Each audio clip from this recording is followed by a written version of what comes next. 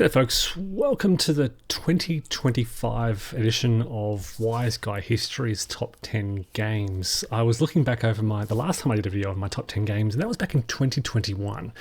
And a lot has changed in life and my time and my tastes since then. And I was looking over that list and I thought, yeah, it's time to revise the list. There are some consistencies. There are some that have been removed from the list, things that I just don't want to play anymore. And I felt I really needed to revise that. So 4 years after my last top 10, welcome to the 2025 top 10. I'm going to work from 10 to 1. Then I'm going to work through some honourable mentions, things that just didn't quite make the list, and I'll explore the reasons why. And then I'll talk about the big omissions, things that were on my list 4 years ago, but aren't even making my honourable mentions anymore, things that I just don't play anymore, and I'll explore the reasons why. I'm going to jump straight in, and I'm going to talk about my number 10 game, and this is a new addition to the list. It is War of the Ring, and I do want to say War of the Ring, but also I pair this closely, and I guess closely follow this with Battle of the Five Armies and Dune War for Arrakis, because all three have very similar gameplay. The reason War of the Ring is making the list and not those others is because it's simply the game that I enjoy playing more with friends. It is the most thematic of the three titles. It is the most flavorful. It tells the best story of the three titles. So whilst I would argue that Battle of the Five Armies probably has the most interesting gameplay decisions in terms of tactics and sort of the tension, War of the Ring tells a better story through the Fellowship advancing to Mordor and so forth. So if you've got a choice between War of the Ring, Battle of the Five Armies and Dune War for Arrakis, I'd argue that Battle of the Five Armies has better gameplay decisions, but War of the Ring tells a better story, and you leave a game and you can talk to your friends about exciting moments and when you're defending Helm's Deep and when Isengard was under attack and all these kind of things that you just don't quite get with those other two. Dune War for Arrakis is great. The main downside for me was the lack of really thematic art and flavour and colour in that game. The desert landscape, understandable, but yeah, it's not quite as thematically strong as War of the Ring. War of the Ring also has an expansion, so I'm listing here the base game. The base game is amazing, but it's enhanced by the various expansions that are now available. Each of the expansions adds to the game. I've produced a couple of videos on War of the Ring, comparison with Battle of the Five Armies. I recommend you check out in particular the review that I did of War of the Ring with all the expansions, because they all add something different, something flavorful and unique that adds to the experience. So War of the Ring, it's the title of the three that I've played the most with friends as well. I don't think I've ever soloed any of these titles, so you know this game really shines. All three shine as two-player games, wonderful two-player gaming experiences. It's my top 10. In number 9, I'm going to say The Gallerist by Vital Lacerda. This is a heavy, complex Euro game, but Vital Lacerda's games all have this similar deep complexity. They're right on my shelf to the right here. Escape Plan, The Gallerist, On Mars, Lisboa, CO2, Second Chance, Kanban. They all feel very similar in terms of the complexity, in terms of the rule structure, in terms of what you are doing. They are fantastic, deep, immersive, quite strongly thematic games. The reason I'm placing The Gallerist top is because it's they're all heavy, but it's one of the easier Lacerda games to play and teach and return to.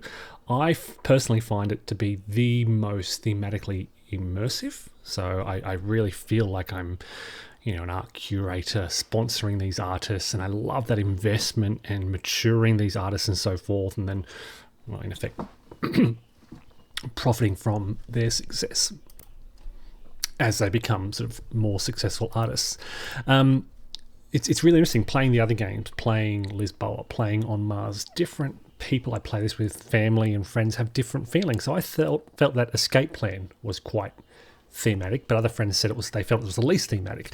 On Mars is very thematic. You're building a Mars colony, but others different. And Lisboa more mechanical.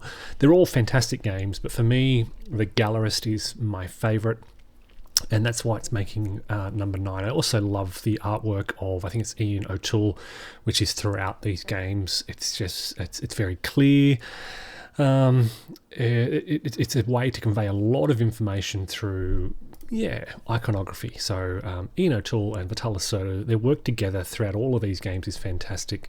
CO2 Second Chance is one of the best cooperative games I've ever played. It's an honourable mention. A lot of these would be honourable mentions, which I'll talk about later on. Number 8 on my list is actually a game I have not played for years, but it has to make the list. It is Simmons Games' Napoleon's Triumph. This is what can I say? It's a variant of a block game based on the Battle of Austerlitz, and it's a game you can't solo, and that's why I haven't played it for so long. It is a difficult game to both teach and to understand. It is complex in the implementation of the rules. The rules themselves aren't too long, but understanding what to do on the battlefield is a real challenge, and it's easy to make sort of tactical and operational errors. This makes there's quite a barrier then to gameplay. You can play it once and you'll have no idea what's going on. You'll play it a second time, you'll begin to understand what's happening. By the third time, you begin to pick it up. But it's a big, long game, and it's hard to teach and get returned to the table.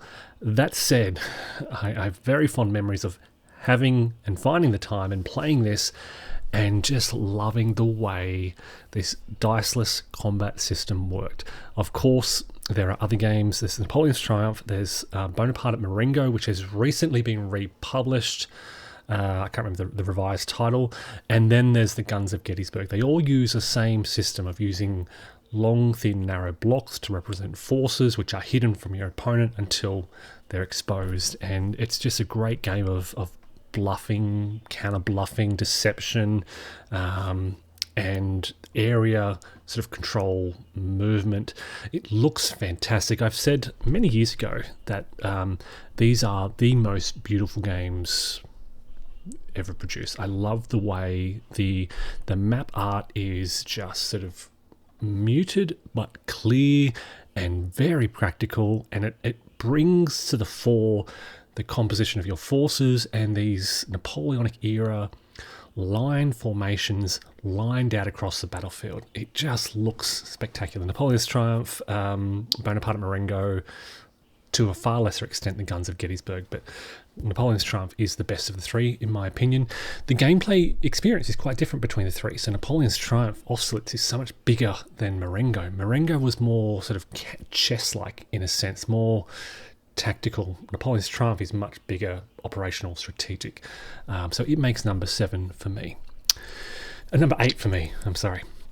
Number 7 for me is a game that I have a long history with.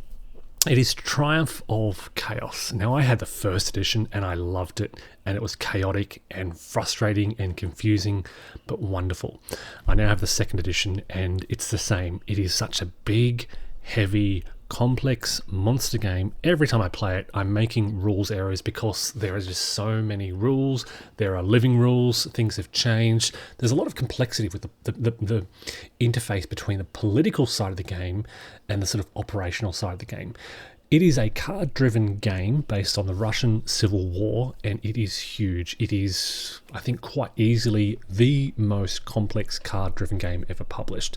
Not so much because of the operational rules or the card-driven system, but because of the political system that is the foundation to everything that's happening. Basically, each turn there's a political phase, and you are manipulating neutral powers, Estonia, Latvia, Poland, Germany, the major powers, Germany, the United Kingdom, France, the USA, etc., Astrakhan, and so on. You're manipulating these powers. You're kind of trying to gain influence, engage in politics, which kind of shifts all these powers on this political board either towards your sphere of influence or interest or alignment or against you. And, sometimes the cards you're playing work against you.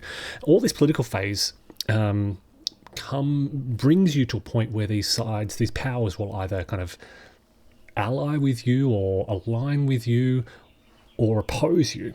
And that brings these powers and their military forces into the game. So you literally ally with Latvia, which brings Latvian armies onto your side. So it's really quite fascinating and deep. There are a lot of these powers surrounding Russia, a lot of potential, but also a lot of confusion. I am so often thinking about Triumph of Chaos and what a wonderful gaming experience it creates. It's a card-driven game, so it's challenging to play solitaire, but I have played it solitaire quite a lot because it is just so rewarding and fascinating. And again, it tells a great story. Even as a solo player, there's a lot of movement of these political forces. There's a lot of movement of armies. There's a lot happening. It is big. I've got a few playthroughs on the channel. I've got some reviews and explorations of Triumph of Chaos. I highly recommend it if you have the time and the patience to figure it out. Bearing in mind, it is the heaviest, most complex CDG I've ever played. Okay, so moving from a CDG card-driven game, war game, to another Euro game, Feast for Odin. Feast for Odin is one of my favorite Euro games. It's also one of my most played Euro games. I love Feast for Odin. Basically, it's a game about Vikings and Viking settlements, and you basically manage a Viking clan. And wow, at its core, it's a worker placement game. But you have about 80 different actions you can place your workers on. So on your turn, you pick up one or more workers and you place them in one of these 80 action spaces available, and that dictates what you do. What I love about this is those 80 actions vary from collecting wood, collecting ore, going fishing, going whaling, harvesting crops from your farms, building more longhouses and sheds and boats. You can build a whaling boat to go whaling. You can build a canard to go trading. You can go trading. You place a worker to go trading. You can go pillaging. You can go settle new islands. Around the Atlantic, actual islands, Greenland, Iceland, and so forth. What else? You craft material. So you take your ore and you turn it into, weapons which you use to go trading, or as I said, hunting. You go hunting with your spears that you've crafted and so forth. It's just such a vast range of actions available and options available and strategies and tactics available in a worker placement game. So if you think worker placement games are simple, think again with Feast for Odin, because like I said, so many options available, so many paths to victory. This is really a point salad type of game where you are gaining victory points from all these different things. Basically, you're collecting all these resources, you're collecting your weapons and so forth, and then you're building this lovely little grid where you've got your settlement and your islands, and you're populating these islands with good. It's a very gamey kind of situation where you are placing little tiles to fill up this grid. So it's got this theme to it, and then it's got this wonderful game mechanic where you are, solving this little puzzle for yourself to try to gain victory points. Look, bringing all these things together, it's just a great mesh of gameplay mechanics and theme and flavor and decision making and puzzle solving that I just love. It really kind of tickles my brain, and I've love playing Feast for Odin. It's different every time you play it. It's highly replayable and very much in demand. And I've recently read that they are developing a standalone sequel to this. And I'm very much looking forward to that. There are also great expansions for the Norwegians in particular, which adds another sort of range of actions to take and some variation. So a Feast for Odin, hits number 6 for me. Number 5, back to war games, and it's Stalingrad 42 by Mark Simonich. I think the last time I did this list 4 years ago, it had just, I think it may have been just off the list. Having played it a lot, I keep returning to Stalingrad 42. It is such a rewarding experience. Again, a lot to explore. This is certainly not a game on rails. There is a lot in Stalingrad 42. You've got the opening assault, sure, you've got the opening breakthrough, but then you've got a lot of freedom to move. It is a huge map footprint. The vassal module is fantastic for this. Every time I play Stalingrad 42, it's a different experience, different challenges. I love, again, the tension of the decision-making processes, the options available. It's part of Mark Simonich's sort of 1940XX series of games, but it is one of my favourites just for the breadth, the scope, the depth. It is certainly, I think it's fair to say, the biggest of Mark Simonich's 1940XX series, and for me it's one of the most satisfying. But stay tuned, because there's another one on the list. Number 4 is Cooper Island. This is another fairly heavy Euro game that really encourages every individual player to look at the board in front of them. Everyone's got their own little sort of peninsula that they are developing, and basically you're settling on this peninsula. Think of yourself as a settler, like a colony on this peninsula, and you are cultivating this landscape. So you are building sort of gold mines and crops, all while sort of advancing your shipping. And it's this great theme, but what really shines for me is the interaction of these mechanics. For me, it's almost like a Vital Lacerda game, quite thematic, but what I love best about this is the dynamic actions that you're taking. On your turn, it's almost a worker placement game. You're placing a worker to perform an action, but you have all these what are called anytime actions, and you are kind of chaining. Every turn you are chaining these anytime actions together to maximize your action. So your action might be quite simple. You're doing this action over here, but you combine that basic action with this series of anytime actions. You're converting resources, you're trading resources, and your capabilities in your colony kind of expand. You get different trade boats, different cargo that you need to deliver. I get the sense that I'm not really selling this well, but I would argue Cooper Island is my number 4, and I think it is the most underrated Euro game ever produced. It doesn't sit very highly in Board Game Geek, but look, if you like heavy Euros, it's currently sitting overall at 704. For me, as I said, this is my favourite Euro game. It's heavy complexity. It's got a 4.16 weight rating, but if you like Vital Lacerda, if you like A Feast for Odin, if you like worker placement games and you want something heavier, if you like games that really get you to think critically and solve a logical puzzle, I think Cooper Island is one of the best. And again, interaction is pretty minimal with other players. Likewise with Feast for Odin, likewise with the Gallerist. This is you using the mechanics in the game to do your best. And I love that, yes, there's some element of interaction, but it's really just you trying to do your best and trying to solve this little puzzle.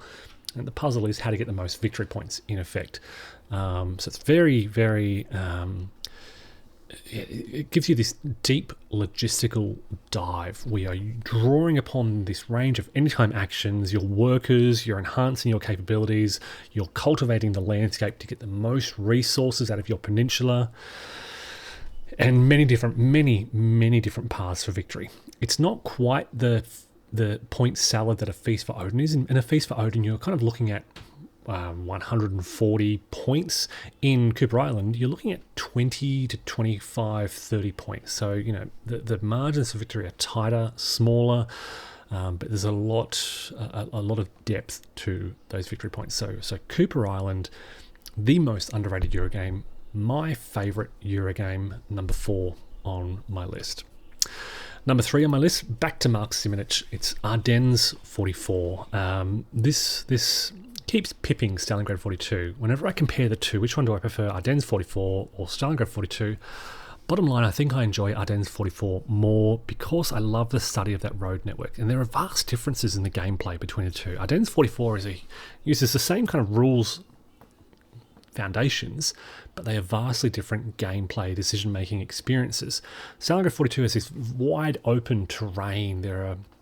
It's just clear terrain, and you're really relying on the very few rivers and towns and your forces to drive the battle.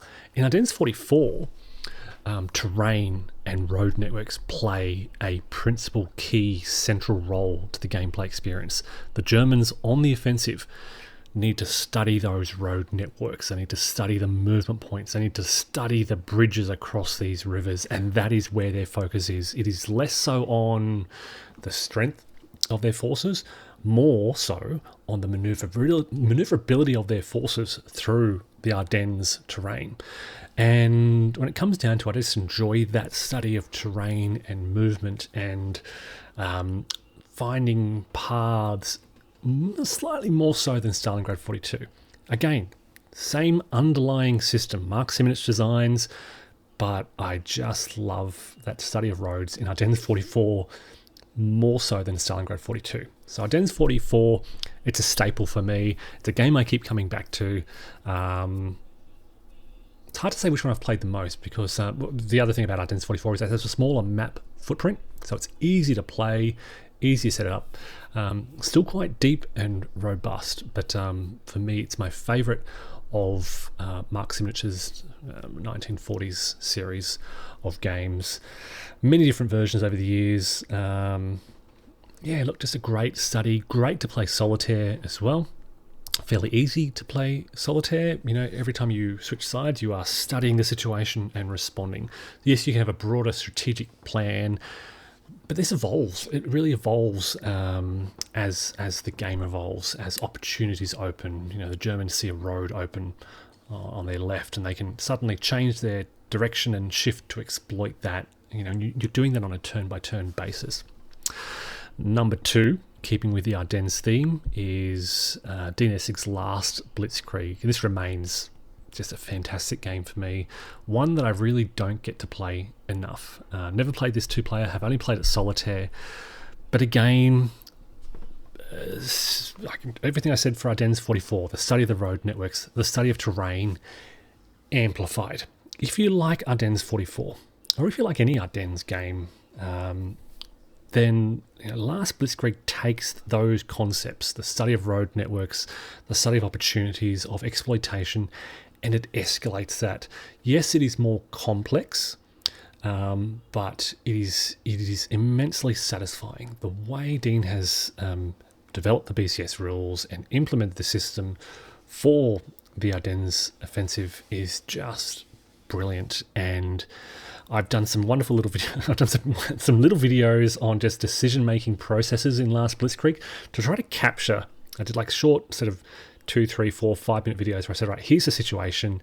Here is what I'm thinking of right now. Here are the options available to me. This is why I love the Last Blitzkrieg, because of that tension of decision-making. And I think, relative to Ardennes 44, if we think of Ardennes 44 as moderate complexity decision-making, Last Blitzkrieg is high complexity decision-making.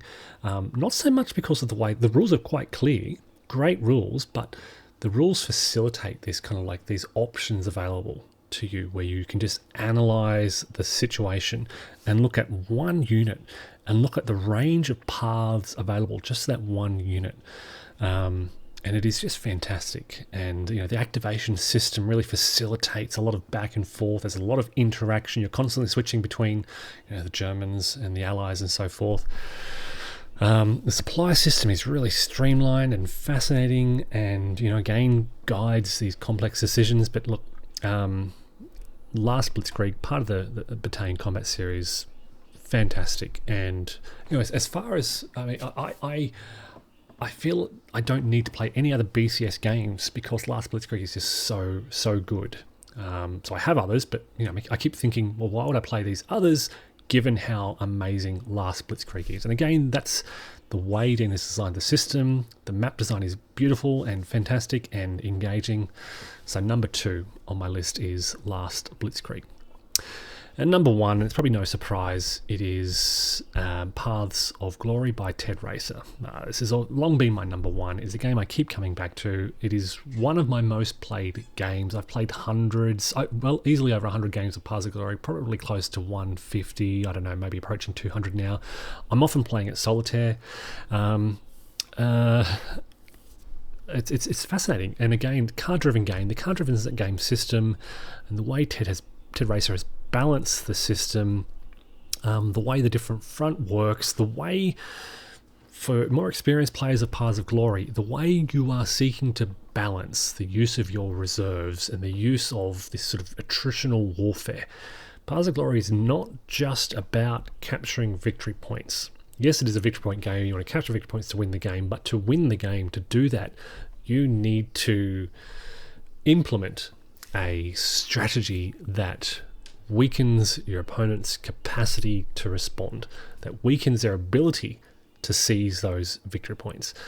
There's a tension every turn in drawing your hand of cards and looking at the operational value of your cards.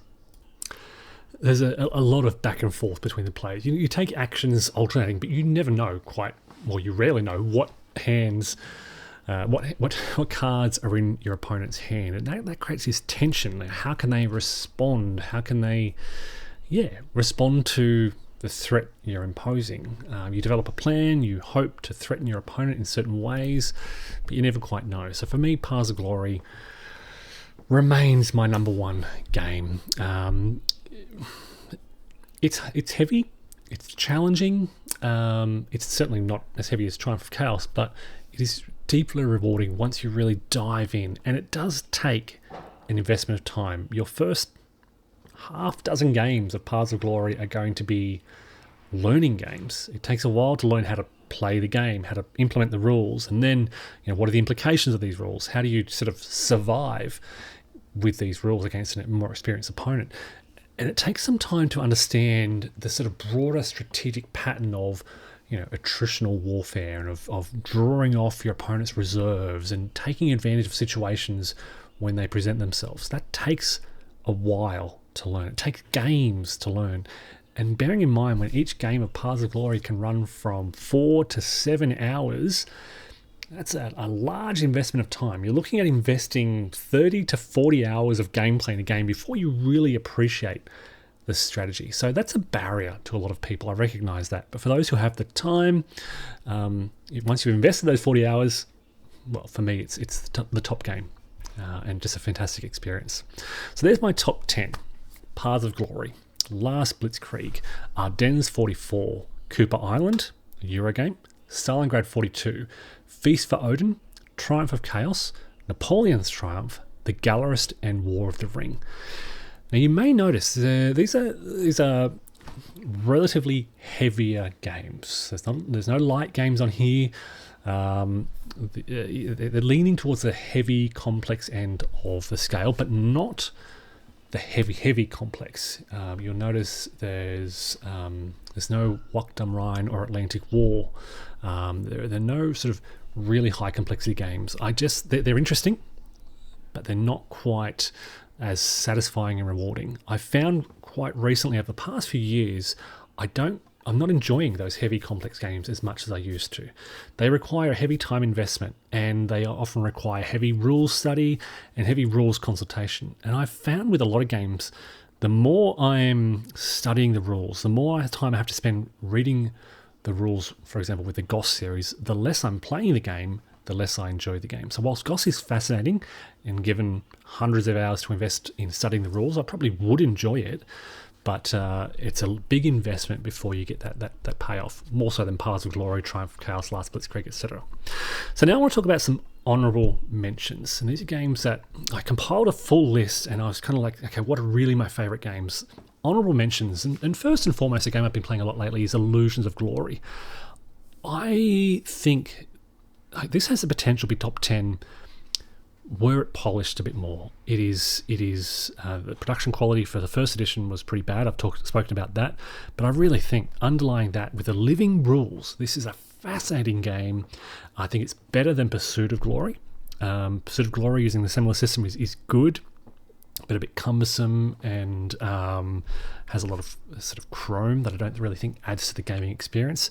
Illusions of Glory has some chrome. It sits between Paths of Glory and Pursuit of Glory, but it has more tension, has a lot of tension. It's a more static stalemate situation, and you're really fighting intensely over every situation. So whereas Paths of Glory can be quite fluid back and forth, Illusions of Glory is more static, but has a lot of tension because you are fighting tooth and nail over every point, every location on the map. I've spoken more about that in my review. Another honourable mention is Enemy Action Ardennes. Another fascinating design, solitaire design. Every time I turn to it, it's brilliant. Have never played this two-player. I've only played the solo version, but a wonderful, just brilliant solitaire design. I was just checking, I've got a few John Butterfield designs on my honourable list. So Enemy Action Ardennes is probably my first honourable mention, but I've also mentioned D-Day at Omaha Beach and RAF The Battle of Britain, and I'll put all those together. They're all on my honourable list. Enemy Action Ardennes, D-Day at Omaha Beach, RAF The Battle of Britain, fantastic solitaire games, wonderful experiences, very replayable. I keep returning to all three of those titles. And of course, there's Enemy Action Kharkov, there's the D-Day series. RAF has been republished in different versions. I've got quite an old version now, but look, still a fantastic game design. Another honourable mention for the East Front series. East Front, Army Group North, Army Group Centre, Army Group South. Fantastic. Haven't played them lately because I want to make some tweaks to the air combat system. I don't like the air combat system. I don't think I'll ever play the hard copy again, but I've got my copies behind me. I'll play it on Vassal to make management of those resources easier. But again, a very rewarding system. Not an overly complex... it's a heavy complexity, but really quite easy to understand and play through. And it's all very thematic and great to play. The Coin series. Honourable mention for the Coin series broadly. I play the Coin series a lot. If I were to pick, my favourite would be Fire in the Lake, the Vietnam War, followed probably close second by A Distant Plain, Afghanistan, and then Falling Sky, sort of Rome versus Gaul. But look, I love the Coin series. Oh, and of course the two-player version, Colonial Twilight, which is fantastic. Honourable mention for Terraforming Mars, one of my most played Eurogames. I play this a lot. I love playing it. It just pipped by those other Eurogames that I mentioned, but I love Terraforming Mars. I love the Prelude cards. So Terraforming Mars is, wow, it's a card... we use a card drafting system. It's almost a card-driven game with a map of Mars that you're terraforming, but I love the Prelude system where you have a company to start with, which gives you some sort of starting special rules, and it guides you down a certain path, which I love. Honourable mention for In Magnificent Style, a wonderful, light, push your luck kind of game. I love it. It's fun. It's so easy to get out and play and learn. It's the kind of game where, like, you've got a spare hour 3, you can draw it out. It takes 10 minutes to refresh the rules, and you set it up and you're going. And I love that sort of ease of diving into a fun game. It's not overly complex. It's quite random and chaotic, and you're not facing really tough, tense decisions, but it's fun and chaotic and easy to play. Hannibal Rome versus Carthage and Caesar Rome versus Gaul, two more fantastic card-driven games, both using the same kind of system that was first seen in Hannibal Rome versus Carthage. Caesar Rome versus Gaul sort of took that and modified it a little bit, but both wonderful experiences, great two-player games. I've played Hannibal quite a lot as well. I've probably played close to 100 games of Hannibal Rome versus Carthage, only about a dozen games of Caesar Rome versus Gaul. It's funny, they're both based on the same fundamental rules, but yeah, quite different experiences. I recommend them both. Again, quite a big learning curve. Much like I said with Paths of Glory, it takes a while to learn. I would argue actually that Caesar Rome versus Gaul is harder to learn because it is really hard. We found it really hard for the Romans. The Romans lost like 6, 7, 8 games in a row before they got their first victory. It's really hard to learn gameplay as the Roman. It's hard to learn how to win as the Romans. It really just has to be relentlessly aggressive against the Gauls, and that's hard to appreciate. You kind of want to preserve yourself, but yeah, you just got to be aggressive. I will also mention close action here. MMP's close action. I've had some of the best gaming experiences of my life in close action with, 10, 14 people playing these big Napoleonic era naval battles. I've also had some pretty boring experiences with close action. So it's really scenario specific and group specific in a great environment where you've got a big gaming hall and there's a big battle going on and everyone's controlling their own ship and you're not allowed to communicate your plans. You've got to maintain sort of ship to ship silence unless you're sending a signal. You talk about other stuff, but you can't talk about your plans for the next turn. And that's just a really wonderfully thematic and satisfying gameplay experience.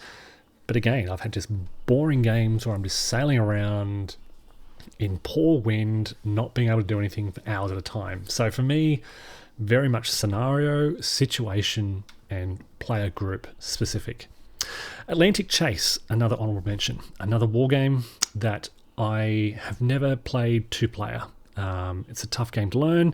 I want to teach a friend to play this and dive into it. I think there's potential here for it to be my top 10, given the opportunity to play it more and to play it two-handed. I've only played it solo, which is difficult. Okay, it's really a deduction problem-solving game based on the Atlantic War and the Atlantic sort of campaign in the Second World War. So I need to explore that in more detail. Atlantic Chase by GMT. And then wrapping up with two more honorable mentions, Demucker, which has been taken off my list. I haven't had a chance to play it lately. It used to be my favorite game, and then my favorite Euro game. The latest publication had pretty horrible art, and it's just been disappointing lately, the changes they've made, and hard to get to the table. So Demucker has fallen off my list for the first time, and I've actually downgraded my rating of late. And finally, one of the best cooperative games is Spirit Island. I've mentioned CO2 Second Chance, which is one of the best cooperative games. That's an honourable mention. The other honourable mention is Spirit Island, which is really immersively cooperative. You will win and lose this game based on the level of your cooperation with other players at the table. It is not the kind of game where you say, oh, it's cooperative, we're all trying to win together, do your own thing. You need to talk about what you're planning, and you need to plan your actions with the people sitting to your left and right around the table and so forth. It is interaction, which is the path to victory. So Spirit Island, wonderful cooperative Euro game. All right, very briefly to finish off, what games have I taken off my list? What games have I kind of turned away from in recent years? Firstly, The Greatest Day, which I used to rate a 10, and GTS and the Grand Tactical series and the Company Scale series in general. I just don't play them anymore. I used to think The Greatest Day was fantastic. I think I rated it a 10 out of 10, but lately, and I don't know what it was, a couple of bad experiences, very gamey experiences. I think there's some fantastic scenarios, but I lost sight of the history and the flavour. A lot of the recent scenarios, or the more recent scenarios that I played in both GTS and CSS, just didn't feel historically thematic. I've spoken in a lot of my videos about fishing for zeros. Just felt like die rolling over and over again, hoping to roll a zero, and that's my strategy. When my operations and strategy boil down to needing to roll a zero to hit, or I think it just didn't become fun anymore. And I've really been burned by The Greatest Day, and I've sold and traded off quite a few of my titles and just haven't played them in years now. So The Greatest Day has fallen off my top 10 list. Likewise, the La Bataille and Battles from the Age of Reason series. I've sold off a lot of my La Bataille and BAR titles. I think I've just been burned on gameplay experiences being, very deep, very time-consuming, but ultimately not very rewarding at the end. And it's a risk. Do I dive into this rule? Do I dive into this game, punch and clip thousands of counters? I've had a wonderful experience with Waterloo and What else? Fontenoy was fantastic, but a lot of other bad experiences as well. And it's a big risk to invest so much time into these heavy, complex titles if I'm not going to enjoy them. So I'm not taking those risks anymore because of my time commitments. 2 other games, Kingdom Death Monster and Kingdoms Forlorn. I think Kingdoms Forlorn is better. I think it's a fantastic game, but it is too big. It is too time consuming. And I was, I'd sit down to play Kingdoms Forlorn and love it. And it's a fantastic game. And I recommend it if you like dungeon delving, character building games. I just don't have the time. And I recognize I would never have the time to complete the campaign just because it is so vast and big and long. And I got to a point where this game was sitting on my table and I'm playing when I can, and I'm just like, I'm never going to finish this. It'll take me forever to finish this campaign. And so I've packed it up, not for not loving it, but just from not having the time to commit to finishing it. And that's reflected in my top 10 list. My top 10 lists are games that I can finish. Maybe the last Blitzkrieg is the longest one, the hardest one to finish, but every other game there is, achievable. Life at the moment and in the near future, I didn't think Kingdoms Forlorn was going to be achievable for me. Kingdoms Death Monster, I said is a fantastic game. Burned out by the level of difficulty, to be blunt. Again, I don't have time to replay and die and restart all over again. So I've gotten rid of Kingdom Death Monster quite a while ago now, and it's no longer on my wish to play list anymore. So yeah, this off the list and on the list kind of reflects my changing life schedule. I have a lot less time to play. You may have noticed that the channel's been quieter than usual lately. I'm playing a lot more on Vassal. I am punching and clipping counters a lot less than I used to, simply because I don't have time to clip them. And I found Vassal fantastic for managing these highly complex games. Vassal is fantastic for games like Last Blitzkrieg, for the East Front series, for what else? Anything that, hex to hex movement and counter management. Vassal has been fantastic. So I'm not playing big complex games on my table anymore. When I am using the table, it's for Ardennes 44, Triumph of Chaos, which I love to see set up. So most of these top 10 lists, this top 10 list reflects me being more time limited, me still loving complex games that require, a degree of thinking and puzzle solving, but in a more manageable space, both in terms of the rulebooks are clear, wonderfully produced rulebooks, and games that I can sit down and play with minimal rules concentration. This is why GOS isn't on the list. This is why OCS isn't on the list. This is why East Front Series is an honourable mention, because playing those games is very time consuming, a lot of rules references, spending a lot of time studying the rules. I'd rather be playing games. They're wonderful games, given the time, which I don't have.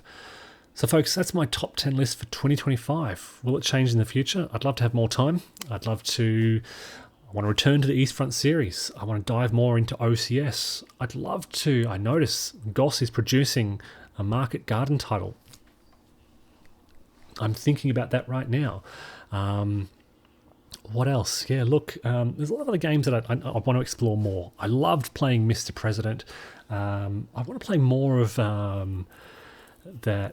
Mark Herman's Great Leader series. So Versailles, Treaty of Vienna, Churchill, those kind of multiplayer semi-co-op games. Love to play more of those. There's a lot I'd love to have time for, and to teach friends what to play. In the near future, we'll be playing, hopefully, Hegemony. I've got Hegemony lined up. I'd love to play more Solitaire 18xx train games. I really love these games. Just don't have the time really to dive into them, and friends don't have interest in playing these. So I'm going to hopefully move into playing these Solitaire. That's it, folks. That's life. That's gaming. That's my top 10 for 2025. Thanks as always for watching, and take care. Bye for now.